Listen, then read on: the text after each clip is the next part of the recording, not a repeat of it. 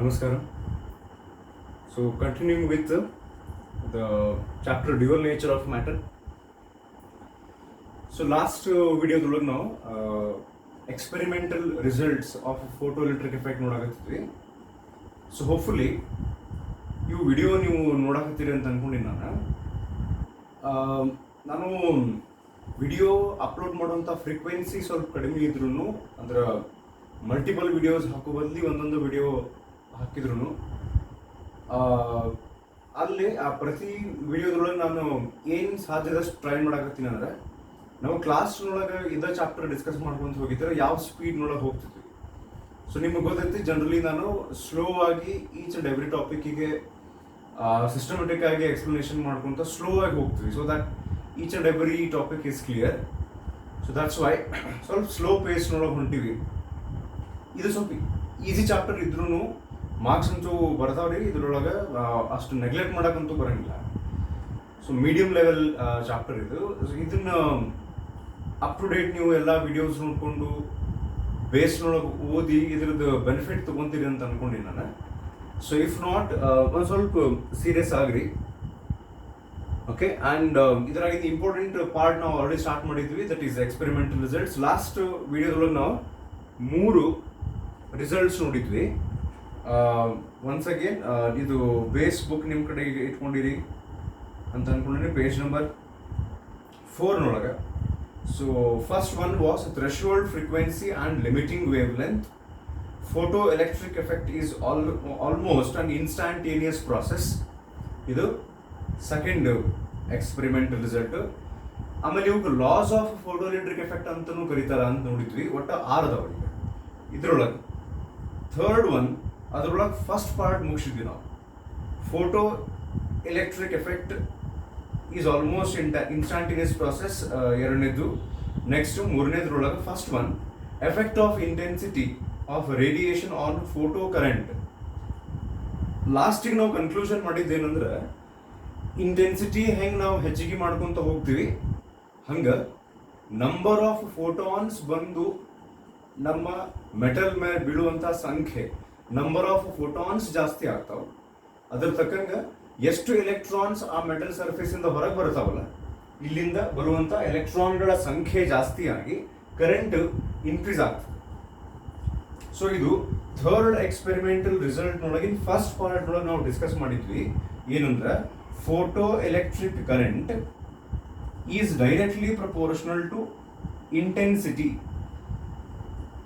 Intensity ಅಂದ್ರೆ number of photons ಅನ್ನೋದೇ indicate ಮಾಡ್ತದೆ. ಈಗ ನೀವು ಒಂದು ಕೆಲಸ ಮಾಡಿದ್ರೆ ಒಂದು ಪೇಜಲ್ಲೇ ಹಿಂದೆ ಹೋದ್ರೆ ಒಂದಿಷ್ಟು ಗ್ರಾಫ್ಸ್ ಕೊಟ್ಟಾರ, 3 ಗ್ರಾಫ್ ಅದಾವ. ಅಲ್ಲಿ ಕೆಳಗೆ ಕೊಟ್ಟಾರ ನೋಡ್ರಿ, ಗ್ರಾಫ್ ಎದ್ರದೇ ಅಂತ ಹೇಳಿ ಗ್ರಾಫ್ಸ್ ಆಫ್ ಅಂತ ಹೇಳಿ ABC ಅಂತ ಏನು ಕೊಟ್ಟಾರಲ್ಲ, ಈ ಗ್ರಾಫ್ A ಆಮೇಲೆ ಬರುತ್ತೆ. ಆಕ್ಚುಲಿ ಸ್ವಲ್ಪ ಉಲ್ಟಾ ಪಲ್ಟಾ ಆಯ್ತದೆ. ಗ್ರಾಫ್ B ಕಡೆ ನೀವು ಸ್ವಲ್ಪ ಲಕ್ಷ ಕೊಟ್ರೆ that is regarding the third experimental result, that is current is directly proportional to intensity. ಅಲ್ಲಿ ಅವ್ರು ಗ್ರಾಫ್ ಹಾಕ್ಯಾರ, ಸ್ವಲ್ಪ ನೀವು ಲಕ್ಷ ಕೊಟ್ರೆ ಏನು ತಗೊಂಡಾರ ನೋಡ್ರಿ. y ಆಕ್ಸಿಸ್ನೊಳಗೆ ಏನು ತಗೊಂಡಾರ? ಕರೆಂಟ್ ತಗೊಂಡಾರ. x ಆಕ್ಸಿಸ್ನೊಳಗೆ ಏನು ತಗೊಂಡಾರ? ಆಬ್ವಿಯಸ್ಲಿ ಇಂಟೆನ್ಸಿಟಿ ತಗೊಂಡಿರ್ತಾರ. ಸೊ ಈ ಗ್ರಾಫ್ ಲೀನಿಯರ್ ಐತಿ. Linear in the sense straight ಐತಿ. So what this indicates is ಹೆಂಗೆ ನೀವು ಇಂಟೆನ್ಸಿಟಿ ಜಾಸ್ತಿ ಮಾಡ್ಕೊಂತ ಹೋಗ್ತಿರಿ ನೋಡ್ರಿ, ನಂಬರ್ ಆಫ್ ಫೋಟಾನ್ಸ್ ಹೆಂಗೆ ಜಾಸ್ತಿ ಮಾಡ್ಕೊಂತ ಹೋಗ್ತಿರಲ್ಲ, ಅದ್ರ ತಕ್ಕಂಗೆ ಕರೆಂಟ್ ಜಾಸ್ತಿ ಹಾಕೊಂತ ಹೋಗ್ತೈತಿ. Current is directly proportional to intensity ಅಂತ ಇಂಡಿಕೇಟ್ ಮಾಡುತ್ತೆ. ಸೊ ಇದು graph B. So coming back to page number 4, ಅಲ್ಲೇ third experimental result effect of intensity of radiation on photo current ಐತಲ್ಲ, ಅದರೊಳಗೆ ಒಂದು ಕನ್ಕ್ಲೂಷನ್ ಇತ್ತಲ್ಲೇ, ಅಥವಾ we can read out the entire thing. For a given frequency of radiation higher than the threshold frequency, ಇದನ್ನ multiple times ನಾನು last ವಿಡಿಯೋದೊಳಗೆ ಹೇಳಿ threshold frequency ಬಗ್ಗೆ.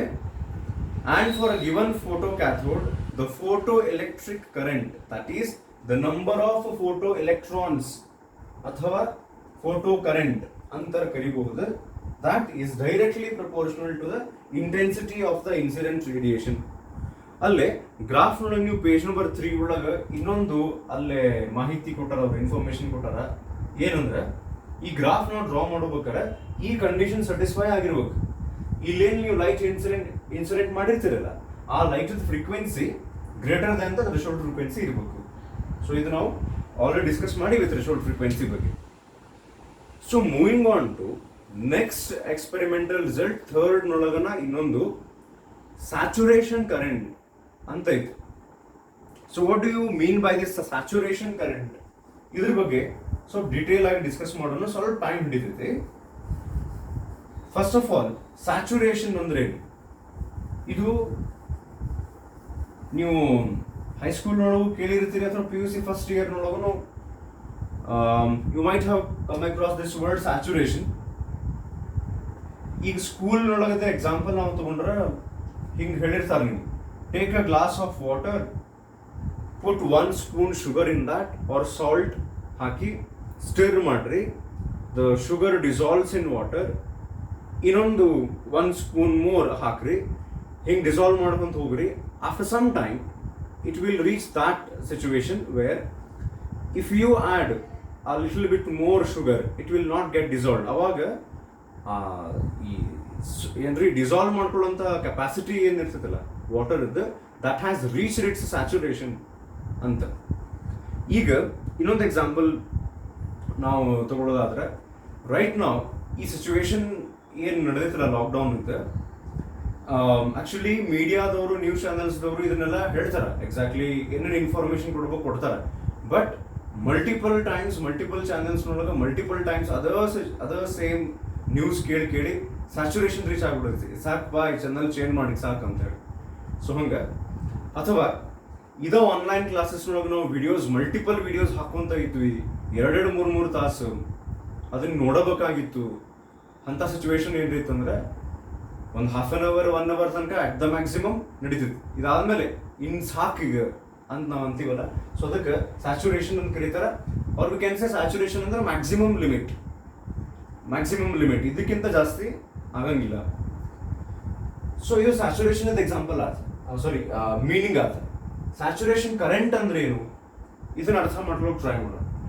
So ಈ saturation current ಎಕ್ಸ್ಪ್ಲನೇಷನ್ಗೆ ಇದ್ರದ್ದು ಹೆಲ್ಪ್ ನಾವು ತಗೋಬೇಕಾಗ್ತದೆ. ಏನು ಗೊತ್ತಾ, ಈ ಪೊಟೆನ್ಷಿಯಲ್ ಡಿಫರೆನ್ಸ್ ಏನು ಮೇಂಟೈನ್ ಮಾಡಿರ್ತಾರ ಅಂತ ನಾವು ಹೇಳಿದ್ದೆ.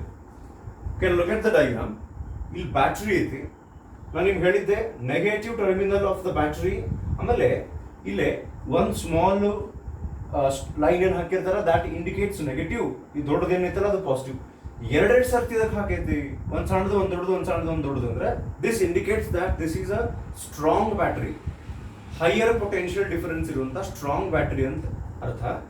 ಸೊ ಇದು ನೆಗೆಟಿವ್ ಟರ್ಮಿನಲ್ಗೆ ಯಾವ್ದು ಕನೆಕ್ಟ್ ಮಾಡಿವಿ ನಾವು? ಕ್ಯಾಥೋಡ್ ಕನೆಕ್ಟ್ ಮಾಡಿರ್ತೀವಿ. ನಿಮಗೆ ಗೊತ್ತೈತಿ, ನೀವು ಕಲ್ತಿರ್ತೀರಿ, generally cathode is negative, anode positive ಪೊಟೆನ್ಷಿಯಲಿ ಕನೆಕ್ಟ್ ಮಾಡಿರ್ತಾರೆ. ಇಲ್ಲಿ ಎಕ್ಸ್ಪೆರಿಮೆಂಟಲ್ ರಿಸಲ್ಟ್ಸ್ ಅಂತ ನಾವು ಡಿಸ್ಕಸ್ ಮಾಡ್ಬೇಕಾದ್ರೆ, ಎಕ್ಸ್ಪೆರಿಮೆಂಟ್ ಮಾಡ್ತೀವಿ ಅಂತಂದಾಗ ನಾವು ಜನರಲಿ ಡೇಟಾ ಚೇಂಜ್ ಮಾಡ್ತಿರ್ತೀವಿ, ಸ್ವಲ್ಪ ಅರೇಂಜ್ಮೆಂಟ್ಸ್ ಚೇಂಜ್ ಮಾಡ್ತಿರ್ತೀವಿ. ಎಕ್ಸ್ಪೆರಿಮೆಂಟ್ ಅಂತ ಮಾತ್ರ ಅದಕ್ಕೆ ಅಂತಾರೆ, ಏನೇನು ಚೇಂಜ್ ಮಾಡಿದ್ರೆ ಏನಾಗ್ತೈತಿ ಅಂತ ನೋಡಕ್ಕೆ. ಸೊ ಆ ಒಂದು ಕೇಸ್ನೊಳಗೆ ನಾವು ಏನು ಮಾಡ್ತೀವಿ ಅಂದ್ರೆ, ಆನೋಡ್ ಏನೈತಲ್ಲ, ಈ ಆನೋಡನ್ನ ಫಸ್ಟಿಗೆ ನ್ಯೂಟ್ರಲ್ ಇಡ್ತಾರೆ. ಏನು ಇಡ್ತಾರೆ? Neutral. What you mean by neutral? ಅದನ್ನ neither negative nor positive, neutral ಇಡ್ತಾರೆ. ಆಮೇಲೆ ನಾನು ನಿಮ್ಗೆ ಹೇಳಿದ್ದೆ, ಇಲ್ಲೊಂದು ಮೈಕ್ರೋ ಅಮೇಟರ್ ಐತಿ. ಅಮೇಟರ್ ಒಂದೇ ಮಾತೇನು? What is ammeter? Ammeter is a device which is used to measure current. Micro ammeter ಯಾಕಂದ್ರೆ ಇಲ್ಲಿ ಕರೆಂಟ್ ಮೈಕ್ರೋ ಆಂಪಿಯರ್ಸ್ ನೊಳಗಿರುತ್ತೆ, very small value of current ಇರುತ್ತೆ. ಸೊ ಈಗ ನೋಡ್ರಿ, ಇದು ಕರೆಂಟ್ ಮೆಷರ್ ಮಾಡ್ತೈತಿ ಅಂದ್ರೆ ನಂಬರ್ ಆಫ್ ಎಲೆಕ್ಟ್ರಾನ್ಸ್ ಇದ್ರಾಗ ಫಸ್ಟ್ಗೆ ಪಾಸ್ ಆಗ್ಬೇಕು. ಇದ್ರಾಗ ಪಾಸ್ ಆದಾಗ ಇದು ಕರೆಂಟ್ ಮೆಷರ್ ಮಾಡ್ತೈತಿ. ಎಲೆಕ್ಟ್ರಾನ್ಸ್ ಎಲ್ಲಿಂದ ಬರ್ತಾವೆ ಇದ್ರಾಗ ಪಾಸ್ ಆಗ್ಬೇಕಂದ್ರೆ, ಇಲ್ಲೇ ಲೈಟ್ ನಾವು ಇನ್ಸಿಡೆಂಟ್ ಮಾಡಿದ್ದಕ್ಕೆ ಕ್ಯಾಥೋಡ್ನಾಗಿಂದ ಏನು ಫೋಟೋ ಎಲೆಕ್ಟ್ರಿಕ್ ಎಫೆಕ್ಟ್ ಅಂತ ನಾವೇನು ಕರಿತೀವಲ್ರಿ, emitting of electrons from the metal surface ಮೇಲೆ ಲೈಟ್ ಇನ್ಸಿಡೆಂಟ್ ಮಾಡಿ ಎಲೆಕ್ಟ್ರಾನ್ ಹೊರಗೆ ಬರುವಂತ ಪ್ರೊಸೆಸ್. ಹಿಂಗೆ ಎಲೆಕ್ಟ್ರಾನ್ ಹೊರಗೆ ಬಂದು ಇಲ್ಲಿ ಗ್ಯಾಪ್ ಐತಲ್ಲ ಬಿಟ್ವೀನ್ ಕ್ಯಾಥೋಡ್ ಅಂಡ್ ಆನೋಡ್, ಈ ಗ್ಯಾಪ್ ಐತಲ್ಲ, they have to move across this gap. ಈ ಗ್ಯಾಪ್ ಅನ್ನ ದಾಟಿ ಬಂದು ಅವ ಆನೋಡ್ ರೀಚ್ ಆಗ್ಬೇಕು. ಯಾವಾಗ ಆನೋಡ್ ನಾವು ನ್ಯೂಟ್ರಲ್ ಇಟ್ಟಿರ್ತೀವಲ್ಲ, ಅವಾಗ ಇಲ್ಲಿ ಬರುವಂತ ಎಲೆಕ್ಟ್ರಾನ್ಸಿಗೆ ಆನೋಡ್ ಹೆಲ್ಪ್ ಮಾಡಂಗಿಲ್ಲ, ಇಲ್ಲಿ ಬಂದು ರೀಚ್ ಆಗಕ್ಕೆ ಜಗ್ಗಂಗಿಲ್ಲ. ಅಕಸ್ಮಾತ್ ನೋಡ್ರಿ, ಅಕಸ್ಮಾತ್ ಆನೋಡ್ ಏನಾರ ಪಾಸಿಟಿವ್ ಆಗಿತ್ತು ಅಂದ್ರೆ ಇಲ್ಲಿ ಎಲೆಕ್ಟ್ರಾನ್ ಒಂದೇ ಮಾತು, ಈ ಎಲೆಕ್ಟ್ರಾನ್ಸ್ ಎಲ್ಲಿಯೂ ಇವು ಇದು ಕ್ಯಾಥೋಡ್ ಮೆಟಲ್ ಸರ್ಫೇಸ್ ಮೇಲೆ ಇದ್ದು ಲೈಟ್ ನೊಳಗ ಫೋಟಾನ್ಸ್ ಬಂದು ಆ ಫೋಟಾನ್ಸ್ ಆ ಎಲೆಕ್ಟ್ರಾನ್ಸ್ಗೆ ಎನರ್ಜಿ ಕೊಟ್ಟವು. ಆ ಎನರ್ಜಿ ತಗೊಂಡು ಹೊರಗೆ ಬಂದಾಗ ಎಲೆಕ್ಟ್ರಾನ್ಸ್, ಆ ಎಲೆಕ್ಟ್ರಾನ್ಸ್ಗೆ ಏನ್ ಬೇಕಾಗ್ತದೆ ಗೊತ್ತ, ಕೈನೆಟಿಕ್ ಎನರ್ಜಿ ಬೇಕು. It's not enough if the electrons just come out of the cathode. ಅಂದ್ರೆ ಕರೆಂಟ್ ಬರ್ಬೇಕಂದ್ರೆ, ಕರೆಂಟ್ ಒಳಗೆ ಕೌಂಟ್ ಆಗ್ಬೇಕಂದ್ರೆ ಲೈಟ್ ಅಂತೂ ಬಂತು, ಎಲೆಕ್ಟ್ರಾನ್ಸ್ ಹೊರಗೆ ಬಂದು ಆ ಎಲೆಕ್ಟ್ರಾನ್ಸು ಕರೆಂಟ್ನೊಳಗೆ ಕೌಂಟ್ ಆಗ್ಬೇಕಂದ್ರೆ ಇಲ್ಲಿ ರೀಚ್ ಆಗ್ಬೇಕು ಆನೋಡಿಗೆ. ಇಲ್ಲಿ ಗ್ಯಾಪ್ ಐತಿ, ಇದನ್ನ ರೀಚ್ ಆಗ್ಬೇಕಂದ್ರೆ ಎಲೆಕ್ಟ್ರಾನ್ಸಿಗೆ ಏನು ಬೇಕು, ಕೈನೆಟಿಕ್ ಎನರ್ಜಿ ಬೇಕು. ಈ ಒಂದು ಎಕ್ಸಾಂಪಲ್ ತಗೊಂಡು ನಾನು ಹಿಂದಿನ ಒಂದು ವಿಡಿಯೋ ಒಳಗೆ ನಿಮ್ಗೆ ಹೇಳಿದ್ದೆ, ಏನು ಗೊತ್ತೇನ, there is something called as work function ಅಂತ ಹೇಳಿ. Work function, it is the minimum energy required to pull an electron from the metal surface. ಅದು ಮಟೀರಿಯಲ್ ಟು ಮಟೀರಿಯಲ್ ಚೇಂಜ್ ಆಗ್ತೈತಿ. ಇಲ್ಲೇನು ಫೋಟೋ ಕ್ಯಾಥೋಡ್ ಐತಲ್ಲ, ಫಾರ್ ಎಕ್ಸಾಂಪಲ್ ಇದೆ, for example iron ಐತಿ ಅಂತ ನಾವು ಅನ್ಕೊಂಡ್ರೆ this has certain work function. For example ಇದು actually work function electron volt ಅದ್ರದ್ದು SI ಯೂನಿಟ್. ಸದ್ಯ ನಾನು ಸ್ವಲ್ಪ ಅದನ್ನು ಸಿಂಪಲ್ ಮಾಡಕ್ಕೆ ಜೋಲ್ ತಗೊಂತೇನೆ, ಎನರ್ಜಿ ಯೂನಿಟ್. ಇಲೆಕ್ಟ್ರಾನ್ ವೋಲ್ಟ್ ಬಗ್ಗೆ ನೆಕ್ಸ್ಟ್ ಒಂದು ವಿಡಿಯೋದೊಳಗೆ ಡಿಸ್ಕಸ್ ಮಾಡೋಣಂತೆ. ಈ ಒಂದು ಇಮ್ಯಾಜಿನೇಷನ್ ಮಾಡೋಣ ನಾವು. ಇಲ್ಲೇನು ಐರನ್ ಐತಲ್ಲ, this iron, for example this iron has a work function of, ಇಲ್ಲೇನ ಸಿಂಬಾಲ್ ಮಾಡಿದಲ್ಲ ಇದು 5, ಹಿಂಗ್ ಬರೀತಾರ 5 ಅಂತ ಹೇಳಿ, 5 ಅಂತ ಇಂಡಿಕೇಟ್ ಮಾಡ್ತಾರೆ ವರ್ಕ್ ಫಂಕ್ಷನ್ ಸಿಂಬಾಲ್ ಅಲ್ಲಿ. ವರ್ಕ್ ಫಂಕ್ಷನ್ ಫಾರ್ ಎಕ್ಸಾಂಪಲ್ ನಾವು ಹಂಗ ತಗೊಳ್ಳೋಣ 10 ಜೂಲ್ ಐತಿ.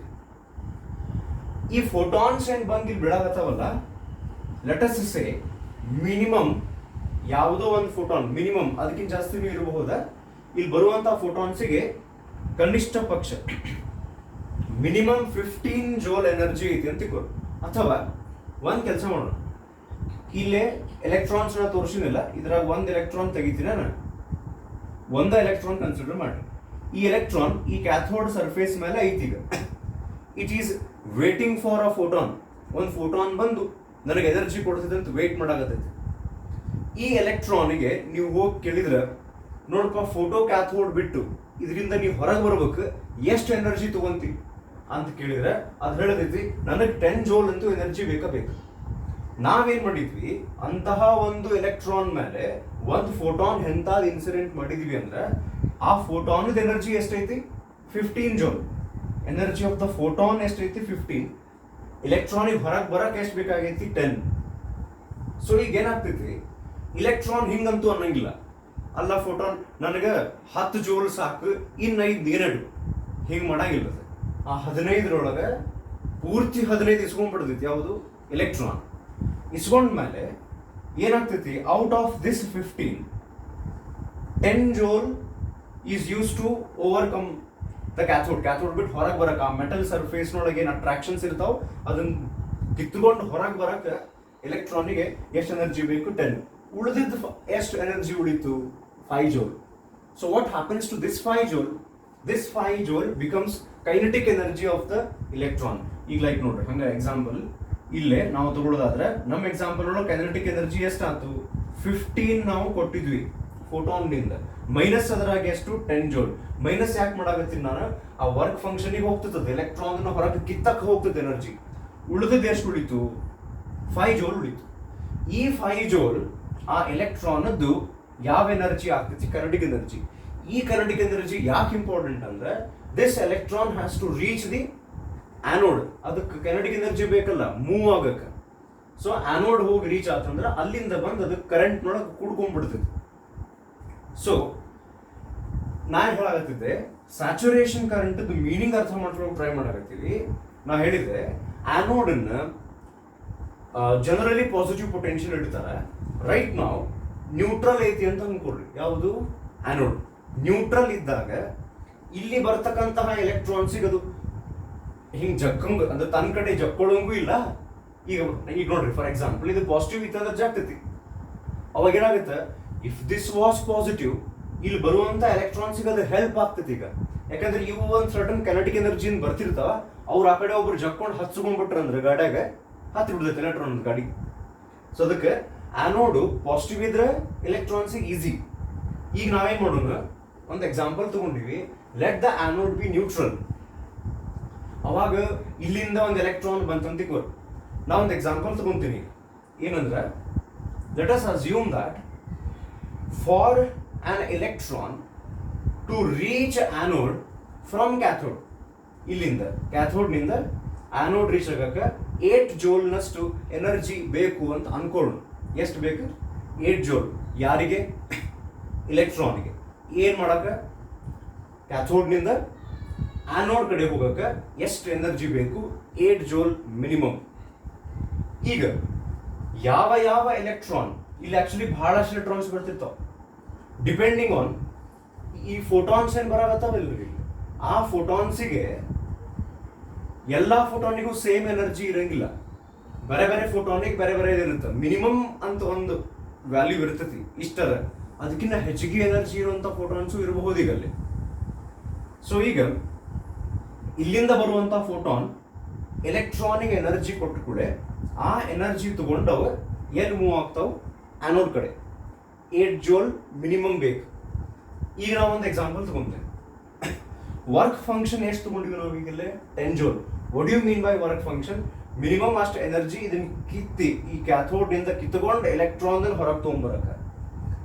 Let us take an example. ನಾವು ಇದೇ ಎಕ್ಸಾಂಪಲ್ ವಾಪಸ್ ರಿಪೀಟ್ ಮಾಡೋಣ ಸುಮ್ಮನೆ. ಇಲ್ಲೊಂದು ಫೋಟೋನ್ ಬಂದಿತ್ತಿಲ್ರಿ ಆಗಲೇ, ಆ ಫೋಟಾನಿಗೆ ಎಷ್ಟು ಎನರ್ಜಿ ಇತ್ತು? 15.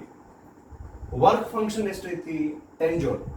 ಸೊ ಹಂಗಾರೆ remaining kinetic energy of the electron ಇಲ್ಲಿ ಹೋಗೋಬೇಕಾದ್ರೆ ಕೈನೆಟಿಕ್ ಎನರ್ಜಿ ಎಷ್ಟು ಸಿಗ್ತದಕ್ಕೆ? 5 ಜೋಲ್. ಈ electron with 5 joule kinetic energy will it reach the anode? Now anode reach ಆಗ್ತೈತೆ ನಿಗತ್ತು? No, definitely. ಅದಕ್ಕೆ ಎಷ್ಟು ಬೇಕಲ್ಲ ಮಿನಿಮಮ್ ಹೋಗಕ್ಕೆ? 8 ಜೋಲ್ ಬೇಕು.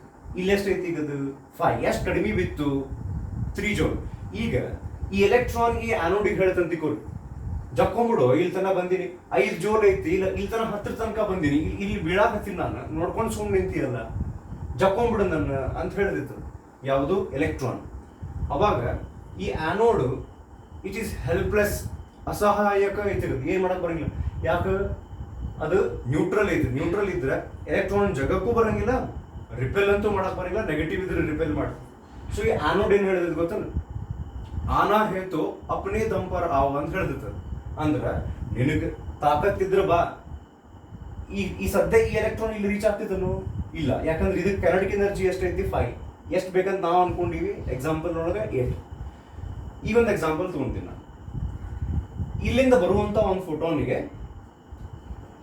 25 ಜೋಲ್ ಎನರ್ಜಿ ಇದೆ, ಯಾವುದೋ ಒಂದು ಫೋಟಾನಿಗೆ. ಈ 25 ಜೋಲ್ ಎನರ್ಜಿ ಇರುವಂತ ಫೋಟಾನ್ ಹೋಗಿ ಯಾವ ಎಲೆಕ್ಟ್ರಾನಿಗೆ ಬಡಿದಿತ್ತಲ್ಲ, ದಟ್ ಈಸ್ ಲಕ್ಕಿ ಎಲೆಕ್ಟ್ರಾನಿಗೆ ಬಹಳ ಎನರ್ಜಿ ಸಿಕ್ಬಿಡುತ್ತೆ. ಯಾರಿಗೆ? ಎಲೆಕ್ಟ್ರಾನಿಗೆ. ಇನ್ನೊಂದು ಯಾವ್ದು ಎಲೆಕ್ಟ್ರಾನ್, ಇದು ಬಡಪಾಯಿ ಎಲೆಕ್ಟ್ರಾನ್ ಇದೆ, ಯಾವುದಕ್ಕೆ 15 ಸಿಕ್ಕಿತ್ತಲ್ಲ ಅದು ಬಕ್ರಾತಿಗೆ. ಸೊ 25 ಜೋಲ್ ಇರುವಂತ ಎನರ್ಜಿ ಇರುವಂತ ಫೋಟಾನ್ ಯಾವ್ದು ಬಂತಲ್ಲ, ಅದು ಹೋಗಿ ಯಾವ ಎಲೆಕ್ಟ್ರಾನಿಗೆ ಬಡಿತೈತಿ, ಆ ಎಲೆಕ್ಟ್ರಾನ್ ಹೊರಗೆ ಬಂದ್ಮೇಲೆ 10 ಜೋಲ್ ಅಂತೂ ವರ್ಕ್ ಫಂಕ್ಷನ್ ಕಟ್ ಆತಲ್ಲಿಗೆ ಅಷ್ಟು ಎನರ್ಜಿ, ಟೋಟಲ್ ಎನರ್ಜಿ ಸಿಕ್ಕಿದ್ದು ಅದಕ್ಕೆ 25. So if you subtract 10 from 25, ಉಳಿದು ಎಷ್ಟು ಉಳಿತು? 15 ಜೋಲ್ ಉಳಿತು. 15 ಜೋಲ್ ಇರುವಂತ ಎನರ್ಜಿ ಇರುವಂತ electron, can this electron reach the anode? Now definitely. ಇದಕ್ಕೆ ಎಷ್ಟು ಬೇಕು ಎನರ್ಜಿ ಹೋಗಕ್ಕೆ? 8 ಜೋಲ್ ಸಾಕು. ಈಗ ಈ ಎಲೆಕ್ಟ್ರಾನಿಗೆ ವರ್ಕ್ ಫಂಕ್ಷನ್ ತಕ್ಕೊಂಡು 10 ಜೋಲ್ ತೆಗೆದು 15 ಜೋಲ್ ಉಳಿದೈತಿ. Very easily it will reach the anode. ಅದನ್ನು ಕರೆಂಟ್ ಒಳಗೆ ಕನ್ಸಿಡರ್ ಮಾಡ್ತಾರೆ. ಸೊ ಇದ್ರ ಮೀನಿಂಗ್ ಏನೀಗ? When anode is neutral, clear ಆಗಿ ಕೇಳಿಸ್ಕೊರಿ, when anode is neutral, not all the electrons reach the anode. It is not possible for every electron to reach the anode when anode is neutral. ಯಾವ electronic energy ಐತಿ ಅವು ತಾವಾಗಿ ಹೋಗಿ reach ಆಗ್ತಾವ. That means ಇಲ್ಲಿ electrons ಏನು ಬಂದ್ವಲ್ಲ, ಆ electrons ನಿಂದ ಒಂದೇನು ಕರೆಂಟ್ ಬಂತಲ್ಲ, ಆ ಕರೆಂಟು ವೆನ್, ಈಗ ನಾನು ಒಂದು ಕ್ವಶನ್ ಕೇಳ್ತೀನಿ, ವಿಚಾರ ಮಾಡ್ರಿ. When anode is neutral, can we say that whatever current is coming here, it has reached its saturation? Maximum current ಇದು ಮ್ಯಾಕ್ಸಿಮಮ್ ಲಿಮಿಟ್ ರೀಚ್ ಆಗ್ಬಿಟ್ಟಿದೆ ಅಂತ ಹೇಳಕ್ ಬರಂಗಿಲ್ಲ. ಯಾಕೆ ಹೇಳ್ರಿ, ಒಂದಿಷ್ಟು ಎಲೆಕ್ಟ್ರಾನ್ಸ್ ಅಲ್ಲಿ ರೀಚ್ ಆಗೋಲ್ವು.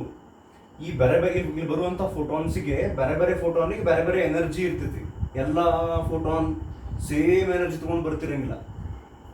ಮಿನಿಮಮ್ ಇಷ್ಟಂತ ಇರುತ್ತೆ, ಅದಕ್ಕಿಂತ ಹೆಚ್ಚಿಗೆ ಎನರ್ಜಿ ಇರುವಂಥ ಫೋಟಾನ್ಸು ಇರ್ತಾವೆ. ಸೊ ಇದು ಪ್ರಾಬ್ಲಮ್ ಆಗ್ತದೆ. ಅವಾಗ ಸ್ಯಾಚುರೇಷನ್ ಕರೆಂಟ್ ಆಗಲಿಲ್ಲ. ಈಗ ನಾ ಏನು ಮಾಡ್ತೀನಿ ಗೊತ್ತ, ಆ್ಯನೋಡ್ ನಾವು ಏನು ಇಟ್ಟಿದ್ವಿ, ನ್ಯೂಟ್ರಲ್. ಈ ಸರ್ತಿ ನ್ಯೂಟ್ರಲ್ ಕ್ಯಾನ್ಸರ್, ಆ್ಯನೋಡನ್ನ ಪಾಸಿಟಿವ್ ಚಾರ್ಜ್ ಮಾಡೋಣ. ಆ್ಯನೋಡ್ ಪಾಸಿಟಿವ್ ಚಾರ್ಜ್ ಆತಂದ್ರೆ ಈ ಎಲೆಕ್ಟ್ರಾನ್ಸ್ಗೆ ಖುಷಿ ಆಗ್ತದೆ, ದುಃಖ ಆಗ್ತದೆ. ಖುಷಿ ಆಗ್ತೈತಿ, ಅದಕ್ಕೆ ನ್ಯೂಸ್ ಸಿಗುತ್ತೆ ಏನಂತ, ಅಲ್ಲಿ ಪಾಸಿಟಿವ್ ಮಾಡ್ಯಾರಲ್ಲೇ ಜಾಗ್ತಾರಂತ, ಎಕ್ಸ್ಟ್ರಾ ಒಂದು ಸ್ವಲ್ಪ ಎನರ್ಜಿ ಹಾಕಿ ನಮ್ಗೆ ಹೆಲ್ಪ್ ಮಾಡ್ತಾರಂತ. ಈಗ ಅಕಸ್ಮಾತ್ ನೋಡಿ, ಆಗಲೇ ಒಂದು ಎಲೆಕ್ಟ್ರಾನ್ ಇತ್ತಲ್ಲ, ಅದಕ್ಕೆ 15 ಜೋಲ್ ಎನರ್ಜಿ ಸಿಕ್ಕಿತ್ತು. 15 ಇತ್ತಲ್ಲ, ಅದು ಬಂದು ಬಡಿತಲ್ಲ, ಆ ಎಲೆಕ್ಟ್ರಾನ್ಗೆ 10 ಜೋಲ್ ವರ್ಕ್ ಫಂಕ್ಷನ್ ತೆಗಿರಿ, ಮೆಟಲಿಂದ ತೆಗಿಯಕ್ಕೆ ಎನರ್ಜಿ ಉಳಿದಿದ್ದು. ಎಷ್ಟು ಎನರ್ಜಿ ಉಳಿದಿತ್ತು ಅದಕ್ಕೆ? 5 ಜೋಲ್. ಇದು ಇಲ್ಲಿ ತನಕ ಹೋಗಿ it was unsuccessful, anode reach ಆಗಿದ್ದಿಲ್ಲ. ಈಗ ಆ್ಯನೋಡ್ ಪಾಸಿಟಿವ್ ಇದ್ದಿದ್ದಕ್ಕೆ ಅಕಸ್ಮಾತ್ ಏನಾರ ಆ್ಯನೋಡ್ ಇನ್ನೊಂದು 3 ಜೋಲ್ನಷ್ಟು ಎನರ್ಜಿ ಹಾಕಿ ಪಾಸಿಟಿವ್ ಇದ್ದಿದ್ದಕ್ಕೆ ಈ ನೆಗೆಟಿವ್ ಎಲೆಕ್ಟ್ರಾನ್ ಜಗ್ಗಿ ಎಕ್ಸ್ಟ್ರಾ ಈ 5ಗೆ 3 ಜೋಲ್ ಕೊಟ್ಬಿಡುತ್ತಂದ್ರೆ ಆ ಎಲೆಕ್ಟ್ರಾನ್ ರೀಚ್ ಆಗ್ತೈತಿ. ಸೊ ಈಗ ಆಬ್ವಿಯಸ್ಲಿ ಆಗಲೇ ಎಷ್ಟು ಎಲೆಕ್ಟ್ರಾನ್ಸ್ ಆ್ಯನೋಡ್ ರೀಚ್ ಆಗ್ತಿದ್ವಲ್ಲ, ಈಗ ಅದಕ್ಕೆ ಹೆಚ್ಚಿಗೆ ರೀಚ್ ಆಗ್ತಾವೆ. ದಟ್ ಮೀನ್ಸ್ ಕರೆಂಟ್ ಅವಾಗ ಸ್ವಲ್ಪ ಜಾಸ್ತಿ ಆಗ್ತದೆ. ಆದ್ರೆ ನಾವು ಈಗೂ ಈ ಕರೆಂಟನ್ನ ಸ್ಯಾಚುರೇಷನ್ ಕರೆಂಟ್ ಅನ್ಬಹುದನು? ಇಲ್ಲ. ಯಾಕೆ ಹೇಳ್ರಿ, ಇದು 15 ಇತ್ತ, 5 ಉಳಿದಿತ್ತು, 3 ಅದು ಆ್ಯಡ್ ಆತ. ಅಕಸ್ಮಾತ್ ಯಾವುದೋ ಒಂದು ಫೋಟಾನ್ 12 ಜೋಲ್ 12 ಜೋಲ್ ಎನರ್ಜಿಯಿಂದ ಬಂತು, 10 ಜೋಲ್ ವರ್ಕ್ ಫಂಕ್ಷನ್ ತೆಗೀರಿ, ಎಷ್ಟು ಉಳಿತು? 2 ಜೋಲ್.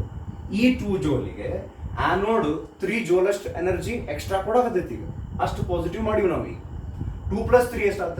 5. ಮತ್ತೆ 8 ಜೋಲ್ಗಿಂತ ಕಡಿಮೆ ಆಯ್ತು. ಈ ಎಲೆಕ್ಟ್ರಾನಿಗೆ ರೀಚ್ ಆಗಂಗಿಲ್ಲ. ಎಲೆಕ್ಟ್ರಾನ್ ರೀಚ್ ಆಗಲಿಲ್ಲ ಅಂದ್ರೆ we cannot say that current has reached its saturation. ಹಂಗಾರೆ when can we say that the current has reached its saturation? The current is a saturation current ಅಂತ ಯಾವಾಗ ಕರಿಬಹುದು ಅಂದ್ರೆ, ಈ ಆ್ಯನೋಡನ್ನ ಪಾಸಿಟಿವ್ ಮಾಡ್ಕೊಂತ ಸಫಿಷಿಯಂಟ್ ಪಾಸಿಟಿವ್ ಅಂತ ಕರೀತಾರೆ. ಸಾಕಷ್ಟು ವೆರಿ ಸ್ಟ್ರಾಂಗ್ ಪಾಸಿಟಿವ್ ಪೊಟೆನ್ಷಿಯಲ್. ಎಷ್ಟು ಅಂತ ಹೇಳ್ತೀನಿ ನಿಮ್ಗೆ, ಇದು ಎಷ್ಟರ ಮಟ್ಟಿಗೆ ಪಾಸಿಟಿವ್ ಆಗ್ಬೇಕಂದ್ರೆ, ಇಲ್ಲೊಂದು ಯಾವ್ದು ಫೋಟಾನ್ ಬಂತಪ್ಪ. ಈಗ ಆ ಫೋಟಾನಿಗೆ ಎನರ್ಜಿ ಎಷ್ಟೈತೆ ಗೊತ್ತಾನ? 10 ಜೋಲ್. 10 ಜೋಲ್ ಇದ್ರೆ ಎನರ್ಜಿನ 10 ಜೋಲ್ ಇದ್ರೆ ವರ್ಕ್ ಫಂಕ್ಷನ್ ಎಷ್ಟೈತಿ? 10 ಜೋಲ್ ಐತಿ. ಸೊ ಹಂಗಾರೆ ಆ ಎಲೆಕ್ಟ್ರಾನ್, ಯಾವ ಎಲೆಕ್ಟ್ರಾನ್ ಈ 10 ಜೋಲ್ ಫೋಟಾನ್ ನಿಂದ ತನ್ನ ಎನರ್ಜಿ ಇಸ್ಕೊಂಡಿರ್ತೈತಲ್ಲ, ವರ್ಕ್ ಫಂಕ್ಷನ್ಗೆ ಆ 10 ಜೋಲ್ ಪೂರ್ತಿ ಹೋಗ್ಬಿಡುತ್ತಂದ್ರೆ ಆ ಎಲೆಕ್ಟ್ರಾನದ ಕೆನೆಟಿಕ್ ಎನರ್ಜಿ ಎಷ್ಟಾತ? ಹಂಗ 0. ಅಂದ್ರೆ ಜಸ್ಟ್ ಆ ಎಲೆಕ್ಟ್ರಾನ್ ಹೊರಗೆ ಬಂದು ಇಲ್ಲೇ ಬಿದ್ದು ಬಿಡ್ತೈತಿ, ಅಲ್ಲಿ ಹೋಗ್ಬೇಕಾಗೈತದೆ ಆ್ಯನೋಡಿಗೆ. ಬಟ್ ನಮ್ಮ ಆ್ಯನೋಡ್ ಎಷ್ಟು ಪಾಸಿಟಿವ್ ನಾವು ಆಲ್ರೆಡಿ ಮಾಡಿಬಿಟ್ಟಿವಿ ಅಂದ್ರೆ ಅದು ಅನೌನ್ಸ್ಮೆಂಟ್ ಕೊಟ್ಬಿಡೈತಿ, ನಿಮ್ಮ ಕಡೆ ಎನರ್ಜಿ ಇರಲಿ ಬಿಡ್ರಿ, ನಾ ಮಾತ್ರ 8 ಜೋಲ್ ಕೊಡ್ತೀನಿ, 0 ಇದ್ದವರು ಹೊರಗೆ ಬರ್ರಿ ಸಾಕು, 8 ನಾವ ಕೊಟ್ಟು ಇಸ್ಕೊಂಡ್ಬಿಡ್ತೀವಿ. ಸೊ ಯಾವಾಗ ಹಂಗೆ ರೀಚ್ ಆಗ್ತೈತಲ್ಲ ಆ್ಯನೋಡ್, ಅಷ್ಟು ಪಾಸಿಟಿವ್ ನಾವು ಮಾಡ್ತೀವಿ. That means we are assured that any electron which comes out of the cathode, irrespective of the kinetic energy of the electron, whatever might be the energy of the electron which comes out of the cathode, anode is making sure that the electron reaches the anode with the sufficient kinetic energy, because the anode has been made sufficiently positive so that it can attract every electron which comes from the cathode.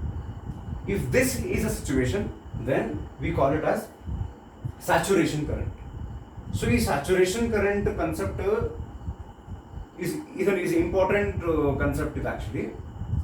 Detail ಆಗಿ ನಾನು with examples explain ಮಾಡೀನಿ. ಇನ್ನೊಂದು ಚೂರು ಇದ್ರ ಬಗ್ಗೆ extend ಮಾಡಿ ಇಲ್ಲಿಗೆ stop ಮಾಡ್ತೀನಿ ನಾವು. ಬಿಕಾಸ್ ಇದಷ್ಟು ನಾವು ಒಂದು ಐಡಿಯಾ ಬಂದೈತಿ ಅಂದ್ರೆ ಇನ್ನೊಂದು ಸ್ಟೆಪ್ ಮಾಡಿಬಿಡೋಣ ನಾವು, ಅಂದ್ರೆ ಮುಂದಿನ ಟಾಪಿಕ್ಗೆ ಹೆಲ್ಪ್ ಆಗ್ತದೆ. ಏನು ಗೊತ್ತಾನೆ, ಆ್ಯನೋಡನ್ನ ಫಸ್ಟಿಗೆ ಏನಿಟ್ಟಿದ್ವಿ ಹೇಳ್ರಿ, ನಾವು ನ್ಯೂಟ್ರಲ್ ಇಟ್ಟಿದ್ವಿ. ಅವಾಗ ಯಾವ ಎಲೆಕ್ಟ್ರಾನಿಕ್ ಎನರ್ಜಿ ಇರ್ತೈತೆ ಅದು ರೀಚ್ ಆಗ್ತೈತಿ, ಕರೆಂಟ್ ಕಡಿಮೆ ಇರುತ್ತೆ. ಯಾವಾಗ ನಾವು ಆ್ಯನೋಡನ್ನ ಪಾಸಿಟಿವ್ ಮಾಡಿದ್ವಿ, ಮತ್ತೆ ಪಾಸಿಟಿವ್ ಮಾಡಿದ್ವಿ, ಸಫಿಷಿಯೆಂಟ್ಲಿ ಪಾಸಿಟಿವ್ ಮಾಡಿದ್ವಿ, ಎಲ್ಲ ಎಲೆಕ್ಟ್ರಾನ್ಲಿಂದ ಹೊರ ಬಂದಿದ್ದು ತಾನು ಜಕ್ಕೊಂಡ್ಬಿಡ್ತೈತದ ಆ್ಯನೋಡ್. ಅವಾಗ ಇಲ್ಲಿಂದ ಈ ಲೈಟ್ ಬಂದು ಎಲೆಕ್ಟ್ರಾನ್ ಹಿಂಗೆ ಜಸ್ಟ್ ಹೊರಗೆ ಬಂದ್ರೆ ಸಾಕು ಜಕ್ಕೊಂಡ್ಬಿಡ್ತಾನೆ. ಕರೆಂಟ್ನಾಗ ಅದು ಇನ್ಕ್ಲೂಡ್ ಆಗ್ಬಿಡ್ತದೆ. ಸೊ ಹಿಂಗೆ ಯಾವಾಗ ಆಗ್ತೈತಲ್ಲ, when anode is made sufficiently positive, all the electrons which are coming out of the cathode reach the anode. Cathode ನಿಂದ ಬಂದಂತಹ ಪ್ರತಿಯೊಂದು ಎಲೆಕ್ಟ್ರಾನ್ ಆನೋಡ್ ರೀಚ್ ಆಗಿ ಮುಂದೆ ಹೋಯ್ತು ಅಂದ್ರೆ ಇದಕ್ಕೆ ನಾವು ಸ್ಯಾಚುರೇಷನ್ ಕರೆಂಟ್ ಅಂತೀವಿ. ಈಗ ನೆಕ್ಸ್ಟ್ ಏನು ಮಜಾ ಅಂದ್ರೆ, ಆನೋಡ್ ಅನ್ನು ಫಸ್ಟ್ ನ್ಯೂಟ್ರಲ್ ಇಟ್ಟಿದ್ರೆ ಆಮೇಲೆ ಪಾಸಿಟಿವ್ ಮಾಡಿದ್ರೆ ಈಗ ಏನು ಮಾಡ್ತಾರೆ ಗೊತ್ತಾ, ಆನೋಡ್ ಅನ್ನು they will make it negative, ಉಲ್ಟಾ ತೆಗೆದು. ಆನೋಡ್ ಅಂದ್ರೆ ಅದು ಪಾಪ್ಯುಲರ್ ಇರುವುದ ಪಾಸಿಟಿವ್ ಪೊಟೆನ್ಷಿಯಲ್, ಆನೋಡ್ ಅಂದ್ರೆ ಪಾಸಿಟಿವ್ ಪೊಟೆನ್ಷಿಯಲ್, ಈಗ ಅದನ್ನ ನೆಗೆಟಿವ್ ಮಾಡಿದ್ರು. ಸೊ ಈಗ ಏನಾಗುತ್ತೆ ಗೊತ್ತು, ಉಲ್ಟಾ. ನ್ಯೂಟ್ರಲ್ ಇದ್ದಾಗ ಅದು ಎಲೆಕ್ಟ್ರಾನ್ಸ್ ರಿಪೆಲ್ಲು ಮಾಡಂಗಿಲ್ಲ, ಅಟ್ರಾಕ್ಟ್ ಮಾಡಂಗಿಲ್ಲ. ಪಾಸಿಟಿವ್ ಇದ್ದಾಗ ಅಟ್ರಾಕ್ಟ್ ಮಾಡಿ ಬರೀಲಿ ಅಂತೈತಿ. ನೆಗೆಟಿವ್ ಆತು ಅಂದ್ರೆ ಇಲ್ಲಿ ಬರುವಂತ electrons it will start to repel, ಉಲ್ಟಾ ಜಕ್ಕುದು ಬಿಟ್ಟು. ಈಗ ಹಂಗ ಒಂದು ಎಕ್ಸಾಂಪಲ್ ತಗೊಳ್ಳು. ಏನಂದ್ರ ಇಲ್ಲೇ 18 ಜೋಲ್ ಎನರ್ಜಿ ಇರುವಂತ ಒಂದು ಫೋಟಾನ್ ಬಂತು. ಎಷ್ಟು? 18 ಜೋಲ್. 18 ಜೋಲ್ ಎನರ್ಜಿ ಇರುವಂತ ಒಂದು ಫೋಟಾನ್ ಬಂದ್ರೆ energy of the photon is 18, work function is 10 ಜೋಲ್. 18 ಒಳಗೆ 10 ವರ್ಕ್ ಫಂಕ್ಷನ್ನಾಗ ಎಲೆಕ್ಟ್ರಾನ್ ಅನ್ನ ಹೊರಗೆ ತೊಗೊಂಬರಕ್ ಯೂಸ್ ಆಗಿ ಹೋತು. ಸೊ ಆ ಎಲೆಕ್ಟ್ರಾನ್ ಕೈನೆಟಿಕ್ ಎನರ್ಜಿ ಎಷ್ಟು? 18 ಮೈನಸ್ 10 ಅಂದ್ರೆ ಎಷ್ಟಾಯ್ತು? 8 ಜೋಲ್. ನಾವು ಆಗಲೇ ಹೇಳಿದ್ದೆ ನಿಮ್ಗೆ, ಕ್ಯಾಥೋಡ್ನಿಂದ ಆನೋಡ್ ರೀಚ್ ಆಗಕ್ಕೆ ಎಷ್ಟು ಎನರ್ಜಿ ಬೇಕು? 8 ಜೋಲ್. ಈ ಎಲೆಕ್ಟ್ರಾನಿಕ್ ಎಷ್ಟು ಎನರ್ಜಿ ಐತಿ? 8 ಜೋಲ್. ಅಲ್ಲಿ ಬೇಕಾಗಿದ್ದು 8 ಜೋಲ್, ಈ ಎಲೆಕ್ಟ್ರಾನಿಕ್ ಎನರ್ಜಿನೂ ಐತಿ 8 joule. Will this electron reach anode? Yes ಅಂತಂದ್ರೆ ಅಲ್ಲ. ಯಾಕೆ? ಆನೋಡ್ ನಾವು ಏನ್ ಮಾಡಿವಿ ಈ ಸಲ? ನೆಗೆಟಿವ್. ಈಗ ಈ 8 ಜೋಲ್ ನಿಂದ ಎಲೆಕ್ಟ್ರಾನ್ ಅದು ಆರಾಮಾಗಿ ಖುಷಿಯಲ್ಲೇ ಬರ್ತಿರ್ತೈತಿ, ಹತ್ತೆ ಬಿಡ್ತೀನಿ, ಗ್ಯಾರಂಟಿ ರೀಚ್ ಆಗ್ತೀನಿ ಆನೋಡ್ ಅಂತ ಹಿಂಗೆ ಬರ್ತಿರುತ್ತೆ. Negative ಇದ್ದದಕ್ಕೆ -3 ಜೋಲ್ cut ಮಾಡದೈತಿ. ಈಗ ಸಲ -3 ಜೋಲೋ -2 ಜೋಲೋ ಸಮಥಿಂಗ್ ಕಟ್ ಮಾಡಿ ದುಗಿಸಿ ಅದನ್ನ ಆನೋಡ್ ರೀಚ್ ಆಗಕ್ಕೆ ಬಿಡಂಗಿಲ್ಲ. ಈಗ ಈ ಸುದ್ದಿ ಉಳಿದ ಎಲೆಕ್ಟ್ರಾನ್ಸಿಗೆ ಹೋಗ್ತೈತಿ. ಅವಾಗ ಯಾವುದೋ ಒಂದು ಎಲೆಕ್ಟ್ರಾನ್ ಹೇಳುತ್ತೆ, ತಡಿಲೆ ನಾನು ಹೆಚ್ಚಿಗೆ ಎನರ್ಜಿ ತಗೊಂಡು ಹೋಗ್ತೀನಿ, ನೋಡೋಣ ಯಾರು ದುಗಿಸ್ತಾರೆ. ಸೊ ಇಲ್ಲಿಂದ ಬಂತ ಒಂದು ಫೋಟಾನ್ ಬಂತು. ಈಗ ನೆಕ್ಸ್ಟ್ 25 ಜೋಲ್, ಆಗಲೇ ಒಂದು ಎಕ್ಸಾಂಪಲ್ ತಗೊಂಡಿದ್ವಲ್ಲ ಹಂಗೆ ಇನ್ನೊಂದು ಫೋಟಾನ್ ಬಂತ with 25 joule energy. That supplies the 25 joule energy to ಇನ್ನೊಂದು ಎಲೆಕ್ಟ್ರಾನ್. ಬಹಳಷ್ಟು ಎಲೆಕ್ಟ್ರಾನ್ಸ್ ಇರ್ತಾವಂತೆ, ಇನ್ನೊಂದು ಎಲೆಕ್ಟ್ರಾನಿಕ್ ಕೊಡ್ತು. ಆ ಎಲೆಕ್ಟ್ರಾನ್ 25 ಜೋಲ್ನೊಳಗೆ ವರ್ಕ್ ಫಂಕ್ಷನ್ ಎಷ್ಟೈತಿ ಮತ್ತು 10. So 25 minus 10 ಎಷ್ಟಾಗ್ತಿ? 15 ಜೋಲ್ ಉಳಿತು. ಈ 15 ಜೋಲ್ ಬಂದ ಕೂಡ ಇದು -3 ಕಟ್ ಮಾಡಕತ್ತಲ್ಲ, 15 ಜೋಲ್ನಿಂದ ಬಂದಿತ್ತು, -3 ಕಟ್ ಆತ. 15 minus 3 is 12. That 12 is still greater than 8. ಆ ಎಲೆಕ್ಟ್ರಾನ್ ರೀಚ್ ಆಗ್ತದೆ. ಈಗ ನೀವು ಹಿಂಗೆ ಮಾಡಿದ್ರಿ ಅಂತ ತಿಳ್ಕೊಳ್ಳಿ, ಆನೋಡನ್ನ ಇನ್ನೊಂದು ಚೂರು ನೆಗೆಟಿವ್ ಮಾಡಿದ್ರಿ. -3 ಮಾಡೋದು -5 ಮಾಡಕತ್ತ, ಇನ್ನೊಂದು ಚೂರು ನೆಗೆಟಿವ್ ಮಾಡ್ರಿ. -8 ಮಾಡಕತ್ತ, ಇನ್ನೊಂದು ಚೂರು ನೆಗೆಟಿವ್ ಮಾಡ್ರಿ. -10 ಮಾಡಕತ್ತ. ಹಿಂಗೆ anode negative negative negative negative ಹೆಂಗೆ ನೆಗೆಟಿವ್ ಮಾಡ್ಬೇಕಂದ್ರೆ ಆ ಬೇಕಾದ ಸುಡುಗಾಡ ಎನರ್ಜಿಯಿಂದ ಎಲೆಕ್ಟ್ರಾನ್ ಹೊರಗೆ ಬರಲಿ, ಇದು ರಿಪೆಲ್ ಮಾಡಿ ಅಲ್ಲೇ ಕೂಡಿಸ್ಬೇಕು ಅವನ್ನ. ಈ ಆನೋಡ್ ಎಷ್ಟರ ಮಟ್ಟಿಗೆ ನೆಗೆಟಿವ್ ಆಗ್ಬೇಕಂದ್ರೆ ದಿ ಆನೋಡ್, ಇದು ಕ್ಲಿಯರ್ ಆಗಿ ಕೇಳಿಸ್ಕೊರಿ, anode should not allow any electron to reach. Saturation current exactly ಉಲ್ಟಾ ಇದೆ. ಸ್ಯಾಚುರೇಷನ್ ಕರೆಂಟ್ ನೊಳಗೆ all the electrons coming from the cathode will reach anode. ಈಗ ಆನೋಡನ್ನ ಸಫಿಷಿಯಂಟ್ಲಿ ಸ್ಯಾಚುರೇಷನ್ ಕರೆಂಟ್ ಒಳಗೆ ನಾವು ಆನೋಡನ್ನ ಸಫಿಷಿಯಂಟ್ಲಿ ಪಾಸಿಟಿವ್ ಮಾಡಿದ್ವಿ. ಈಗ ಆನೋಡನ್ನ ಸಫಿಷಿಯಂಟ್ಲಿ ನೆಗೆಟಿವ್. ಇದು ಸಿಚುವೇಶನ್ ಒಳಗೆ no electron is reaching anode. During saturation current every electron was reaching. During this situation when anode is sufficiently negative, ಅವಾಗ ಎಲೆಕ್ಟ್ರಾನ್ ಒಂದು ರೀಚ್ ಆಗಲಿಲ್ಲ ಅಂದ್ರೆ, ಒಂದು ಎಲೆಕ್ಟ್ರಾನ್ ರೀಚ್ ಆಗಲಿಲ್ಲ, ಇಷ್ಟು ಬಂದು ರಿಪೆಲ್ ಆಗದ್ಬಿಟ್ಟು ಆನೋಡ್ ರಿಪೆಲ್ ಮಾಡಿ ನಿಂದ್ರಸಾಕತ್ಬಿಟ್ಟೈತಿ ಅಂದ್ರೆ ಅವಾಗ ಈ ಆನೋಡಿಗೆ ನಾವು ನೆಗೆಟಿವ್ ಪೊಟೆನ್ಷಿಯಲ್ ಕೊಟ್ಟಿರ್ತೀವಲ್ಲ, ಫಾರ್ ಎಕ್ಸಾಂಪಲ್ -50 ವೋಲ್ಟ್ ನಷ್ಟು ಇದನ್ನ ನೆಗೆಟಿವ್ ಮಾಡಿವಿ ಅಂತ ತಿಳ್ಕೊಳ್ಳಿ. ಅವಾಗ ಈ -50 ವೋಲ್ಟಿಗೆ ಅದೇನು ಸಫಿಷಿಯಂಟ್ಲಿ ನೆಗೆಟಿವ್ ಮಾಡಿರ್ತೀವಲ್ಲ, ನೆಗೆಟಿವ್ ನೆಗೆಟಿವ್ ಮಾಡ್ಕೊಂತ ಹೋಗಿರ್ತೀವಿ ಆನೋಡಿಗೆ, ದಾಟ್ -50 volt, that negative potential, listen to me carefully, that negative potential for which the photoelectric current becomes 0. Electrons reach ಆಗಂಗಿಲ್ಲ, ಯಾವ ನೆಗೆಟಿವ್ ಪೊಟೆನ್ಷಿಯಲ್ಗೆ current photo electric current zero ಆಗ್ಬಿಡ್ತೈತಿ, ಎಲೆಕ್ಟ್ರಾನ್ಸ್ ಅಲ್ಲಿ ರೀಚ್ ಆಗಂಗಿಲ್ಲ, that is called stopping potential. ಇದು next topic, ಮತ್ತೆ ಅದ್ರಾಗ ಓದಿ ಕಂಟಿನ್ಯೂ ಮಾಡೋಂತ. ನೀವು ಎಂಟೈರ್ ವಿಡಿಯೋನ ಇನ್ನೊಂದು ಸರ್ತಿ ಬೇಕಾದ್ರೆ ನೋಡ್ತಿದ್ರು ನೋಡ್ರಿ. ಇಲ್ಲಿ ಎರಡು ಇಂಪಾರ್ಟೆಂಟ್ ಕನ್ಸೆಪ್ಟ್ ನಾವು ಡಿಸ್ಕಸ್ ಮಾಡಿದ್ವಿ. ಒಂದು ಸ್ಯಾಚುರೇಷನ್ ಕರೆಂಟು, ಇನ್ನೊಂದು ಸ್ಟಾಪಿಂಗ್ ಪೊಟೆನ್ಷಿಯಲ್. ಆ್ಯನೋಡನ್ನ ಒಮ್ಮೆ ನ್ಯೂಟ್ರಲ್ ಇಟ್ಟಿವಿ, ಒಂದಿಷ್ಟು ಎಲೆಕ್ಟ್ರಾನ್ಸ್ ಅಷ್ಟ ರೀಚ್ ಆದವು. ಆ್ಯನೋಡನ್ನ ಪಾಸಿಟಿವ್ ಮಾಡ್ಕೋವಂತ ಸಫಿಷಿಯಂಟ್ ಪಾಸಿಟಿವ್ ಮಾಡಿದ್ವಿ. ಇಲ್ಲಿಂದ ಬಂದಂತ ಎಲ್ಲಾ ಎಲೆಕ್ಟ್ರಾನ್ ಆ್ಯನೋಡ್ ರೀಚ್ ಆದ್ರೆ ಅದಕ್ಕೆ saturation current has reached its maximum ಅಂತ ಹೇಳ್ತಾರೆ. ಉಲ್ಟಾ ನೆಗೆಟಿವ್ ಇನ್ ಪಾಸಿಟಿವ್ ಆ್ಯನೋಡ್ ಅನ್ನ ಪಾಸಿಟಿವ್ ಇದ್ದಿದ್ದು ನೆಗೆಟಿವ್ ಮಾಡ್ಕೊಂತ ಹೋಗಿ ಸಫಿಷಿಯಂಟ್ಲಿ ನೆಗೆಟಿವ್. ಹೆಂಗಂದ್ರೆ no electron reaches the anode or the photoelectric current has become zero. This situation is called the potential at which this happens. ಆ ಆ್ಯನೋಡಿಗೆ ಏನು ಪೊಟೆನ್ಷಿಯಲ್ ಕೊಟ್ಟಿರ್ತೀವಲ್ಲ, ಆ ಪೊಟೆನ್ಷಿಯಲ್ಗೆ ಈ electrons ಏನು stop ಆಗ್ತಾವಲ್ಲ, that potential is referred to as stopping potential. So saturation current and stopping potential ಎರಡು very important topic. ನಾವಿಲ್ಲಿ concept ಎರಡು discuss ಮಾಡಿದ್ವಿ. So ಇದು ಕರೆಕ್ಟ್ ಯೂಸ್ ಮಾಡ್ಕೊರಿ ಆಸ್ ಮಚ್ ಆಸ್ ಪಾಸಿಬಲ್. ಒಂದು ಲೈವ್ ಕ್ಲಾಸ್ ನೋಡಿದಾಗ ನಾ ಹೆಂಗೆ ಹೇಳ್ತಿರ್ಬೋದು ಆ ಟೈಪ್ ಎಷ್ಟು ಸಾಧ್ಯ ಆಗುತ್ತೆ ಅಷ್ಟು ಈ ವಿಡಿಯೋದೊಳಗೆ ಹೇಳಕ್ಕೆ ಟ್ರೈ ಮಾಡೀನಿ. Make the best use of this. ಮತ್ತೆ ಕಂಟಿನ್ಯೂ ಮಾಡೋಣ ಅಂತ. ಥ್ಯಾಂಕ್ ಯು, ನಮಸ್ಕಾರ.